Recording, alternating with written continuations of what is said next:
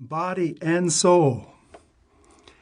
It's the Greeks that thought that maybe we were soul cast into a body, that the essence of being human was to be spiritual and that we were imprisoned in a body. That was the notion of Greek philosophy. But that was not the notion of the Hebrew Bible. The Hebrews thought that we are bodies, first of all, that have been animated, ensouled, brought to life by spirit, but that we never lose our roots in the flesh. The Song of Songs is a love story between a man and a woman, but it's basically a love story of friendship, of intimacy. And you could play it for people that are unmarried. It has to do with how human beings share their hearts as much as how they share their lives. And so I think there's something for everybody in the Song of Songs. And I would hope that anybody could read the Song of Songs and come away, especially after listening to these presentations, and feel like they both understood the beauty of the poetry and were introduced into a worldview that cherished friendship, intimacy as the heart of human love. This is not a genital story, even though it's not afraid to describe the body in great detail. But it is a story of the whole human being, body and soul, in an attempt to elaborate a courtship. It's not a moral story. There's no marriage, there's no children, there's no talk of what would be sinful or allowed or not allowed.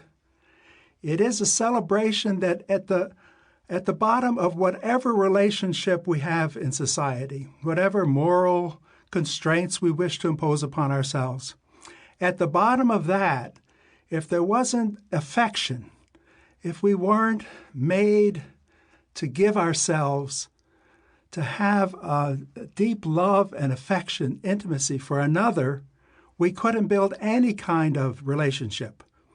And that original desire is good, that the Bible affirms that. You know, Jesus, Christians believe, is the Word of God made flesh. We sometimes think the human is bad enough. Why would God want to be human? The flood was a challenge to our belief that we're good, that human beings are good, because it looked like God threw up his hands and said, you people are so impossible, your behaviors are so bad, that the best thing to do is wipe out the human race and start over again.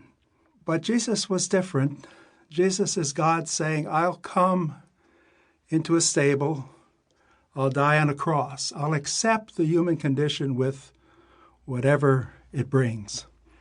Now, from that time on, we can really say, because God has become human, that the human has been brought up into God's world. And what we do to each other, including our courtships, our love affairs, our erotic life, is also what we do to God.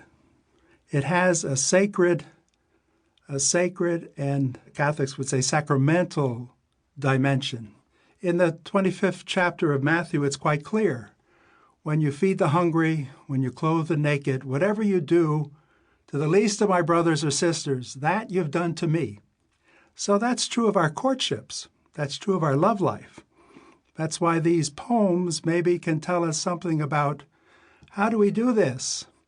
How do we do this in a way that has the grandeur that human beings could put into this?